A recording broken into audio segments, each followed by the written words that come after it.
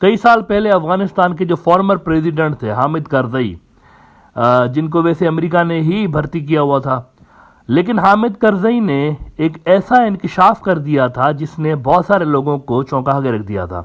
हामिद करजई ने कहा था कि अफगानिस्तान के अंदर हेलीकॉप्टरों वाली दाइश आ रही है। ये उस जमाने की बात कर रहा हूं जब अभी दाइश के जो गुंडे हैं वो नए नए अफगानिस्तान के अंदर अपने कदम जमा रहे थे। तो हामिद करजई ने कहा कि ऐसे हेलीकॉप्टरों के अंदर दाइश के जंगजुओं को लाया जा रहा है जिन हेलीकॉप्टरों के ऊपर ना तो किसी मुल्क का लोगो लगा होता है, ना किसी मुल्क का निशान है, ना किसी का झंडा है, कुछ भी नहीं है।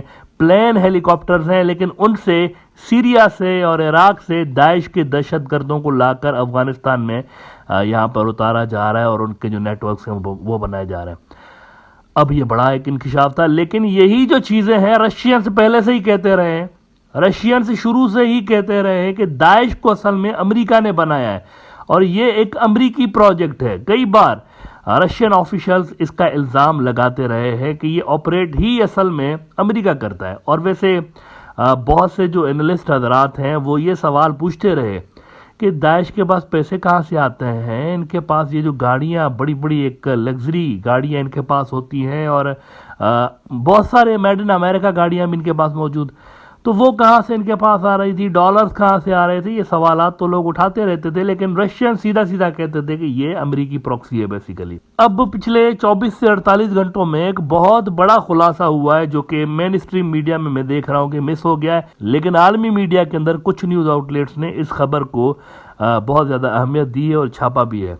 हुआ यह है कि रशिया की इंटेलिजेंस एजेंसी है, उन्होंने ये खुलासा किया है कि सीरिया के अंदर जो अमेरिकी अड्डे हैं, अमेरिका के बेसेस हैं सीरिया के अंदर, वहां पर आईसिस जो है दाइश वाले और अलकायदा के कुछ लोग, उनको अमेरिकियों ने ट्रेनिंग दी हुई है, उनको अमेरिकी ट्रेनिंग दे रहे हैं दाइश वालों को और अलकायदा वालों को। किसके खिलाफ? रशिया के खिलाफ, कि जाओ और रशिया के खिलाफ दहशतगर्दाना कार्रवाई करो और उनके टारगेट पे डिप्लोमेट्स होंगे और जो अहम शख्सियात होंगी वो होंगे।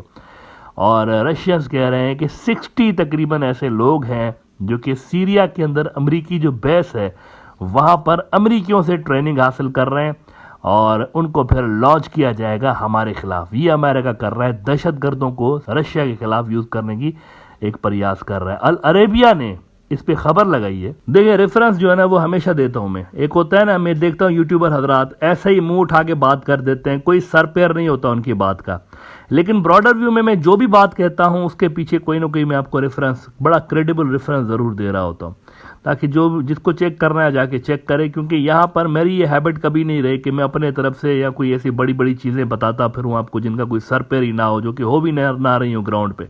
तो मैं यहाँ पर जो भी बात करता हूँ वो असल में ग्राउंड पे कुछ ना कुछ हो रहा होता है, उसका जिक्र कर रहा होता हूँ। कंस्पिरेसी थ्योरीज पे मैं बात करने से अवॉइड कर रहा होता हूँ। अल अरेबिया को मैं कोट करता हूँ, 13 फरवरी को, आज से 2-3 दिन पहले अल अरेबिया ने खबर लगाई। बड़ा न्यूज आउटलेट है मिडल ईस्ट का, ये कोई हल्का फुल्का न्यूज आउटलेट नहीं है जिसको मैं कोट कर रहा हूं। इन्होंने लिखा कि US training terrorist to attack Russia, Russian spy service, और इसकी मजीद डिटेल्स बताते हुए वो कह रहे हैं कि Russia foreign intelligence service headed by N ally of president Vladimir Putin said it had intelligence that 60 such militants from groups affiliated with ISIS and Al-Qaeda had been recruited and were undergoing training at an American base in Syria। तो ये सूरत हाल है। Russians ने सीधा इल्ज़ाम लगाया है कि अब दहशतगर्दों को भी अमेरिका खुलेआम सपोर्ट करने लग गया है। और ये जो दहशतगर्द अमेरिका ट्रेन कर रहा है, रशियंस के मुताबिक ये स्पेशल ऑपरेशंस के लिए ट्रेनिंग इनको दी जा रही है। ये सिविल सर्वेंट्स जो होते हैं टॉप के, उनको निशाना बनाएंगे, लॉ एनफोर्समेंट एजेंसीज के जो ऑफिसर्स होते हैं उनको निशाना बनाएंगे और अहम जो शख्सियात हैं उनको टारगेट कर सकते हैं। अच्छा, अगर इन रशियन इल्ज़ामात को हम 1 मिनट के लिए साइड पर भी रख दें और हम अगर ये माने कि अमेरिकन जो है फर्ज करें नहीं है इनके पीछे, आईसिस के पीछे, तो अफगानिस्तान के अंदर आईसिस की अगर आप कार्रवाइयां देखें ना तो आपको मजीद अमेरिका के ऊपर शक होगा, शुबा होगा उनके ऊपर मजीद, क्योंकि आईसिस जो है अफगानिस्तान के अंदर वही कर रहा है जो कि अमेरिकन करवाना चाहते हैं उनसे। उन्होंने टारगेट पर रखा हुआ है चाइना को अफगानिस्तान के अंदर, आईसिस वालों ने। और वहाँ पर जो लिथियम के माइंस हैं जिनके ऊपर चाइनीज़ इन्वेस्टमेंट करने जा रहे हैं, और तालिबान चाहते हैं कि यहाँ पर चाइनीज़ पैसे लगाएं ताकि हमें कुछ पैसे मिले और मुल्क चलाएं हम। तो उन माइंस पे चाइना को आने से रोकने के लिए भी आईसिस वाले कार्रवाइयाँ कर रहे हैं, और वो जो है वो टारगेट कर रहे हैं डायरेक्टली चाइनीज़ को वहाँ पे। न्यूज़ वीक को मैं यहाँ कोट कर देता हूँ, उन्होंने कुछ रोज पहले रिपोर्ट किया कि amid US China resource race ISIS makes Afghan mines hard to reach for Xi. ये जो चाइनीज सदर शी जिनपिंग, उनके लिए उन्होंने लिखा है कि उनके लिए आईसिस बड़ा मुश्किल बना रहा है कि वो यहाँ पर पहुंचे, यहाँ जो अफगानिस्तान के नेचुरल रिसोर्सेज है वहां तक पहुंचे। अब देखें, ये एक बड़ी इंटरेस्टिंग खबर है कि आईसिस वाले अमेरिका का काम कर रहे हैं वहाँ पे, जो अमेरिका से चाहते हैं अफगानिस्तान के अंदर वो आईसिस वाले कर रहे हैं। तो इससे भी अगेन वो जो हेलीकॉप्टरों वाली दाइश की एक इल्ज़ाम उनके ऊपर लग रहा था, उसमें कुछ न कुछ जो है वजन महसूस होता है, मतलब अपेरेंटली अगर इसको देखा जाए तो। हालांकि अमेरिकन जो है वो कैटेगोरिकली डिनाई करते रहे इस तरह के इल्ज़ामात को, और वो कहते हैं कि ये तो हमारे दुश्मन है आईसिस वाले और इन्हीं के तो पीछे पड़े हुए हम लोग। लेकिन अगर आप कारस्तानियाँ देखें आईसिस की, इनकी कार्रवाइयाँ देखें, तो ये बिल्कुल अमेरिका के मफाद में रही हैं। अब देखें ना, अभी जब अफगानिस्तान के अंदर मौजूद था अमेरिका, तो आईसिस वाले अमेरिका से ज़्यादा तालिबान से लड़ रहे थे। वही अफगान तालिबान जो कि अमेरिका के एनिमी नंबर 1 थे। अफगानिस्तान के एनिमी नंबर 1 से कौन लड़ रहा था? दाइश वाले। अमेरिका से नहीं, तालिबान से लड़ रहे हैं। तो इन्होंने शुरू से लेके अफगानिस्तान के अंदर वही काम किए हैं जो कि अमेरिका को सूट करते हैं, दाइश वालों ने, और अमेरिका के विथड्रॉल के बाद भी ये वही काम कर रहे हैं जो कि अमेरिका को सूट करते रहे। और सीरिया के अंदर भी इनका जो फटा रहा है वो रशियन फोर्सेस के साथ और बशार अल असद की फोर्सेस के साथ रहा है। तो ये एक इंटरेस्टिंग ऑब्जर्वेशन थी, और अब तो इसके बारे में जो आलमी मीडिया है वो लिखने भी लगा है कि ये हरकतें हो रही हैं वहाँ पे अमेरिका की जानिब से सीरिया के अंदर। वैसे अभी 6-7 रोज पहले ही दाइश वालों ने थ्रेट इशू किया है चाइना के लिए कि हम आपकी एम्बेसी को टारगेट करेंगे, अभी 6-7 रोज पहले। तो उन्होंने नंबर 1 पे रखा हुआ है चाइनीज़ को इस वक्त अफगानिस्तान के अंदर, दाइश वालों ने।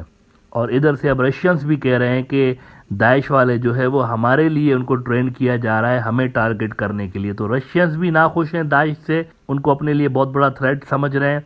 चाइनीज़ भी नाखुश हैं दाइश से, उनको अपने लिए बहुत बड़ा थ्रेट समझ रहे हैं। पाकिस्तानी भी नाखुश हैं दाइश से, वो भी समझ रहे हैं कि ये तो हमारे लिए बहुत बड़ा थ्रेट है।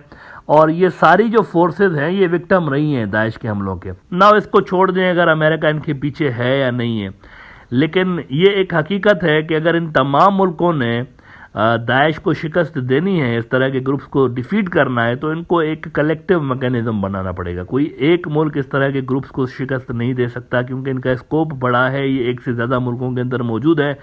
तो एक रीजनल कोऑपरेशन के बगैर, रीजनल सिक्योरिटी कोऑपरेशन के बगैर इस तरह के ग्रुप्स को डिफीट नहीं किया जा सकता। और इन मुल्कों को, रशिया को, पाकिस्तान को, चाइना को, अफगानिस्तान को, इनको मिलके कोई मैकेनिज्म बनाना पड़ेगा इस तरह के ग्रुप्स के खिलाफ। और अगर वाकई कोई फोर्स इनके पीछे है तो उनको भी एक्सपोज करना पड़ेगा, दुनिया को दिखाना पड़ेगा कि असल में इनकी जो पुष्ट पनाही है वो कौन सी ताकतें कर रही हैं।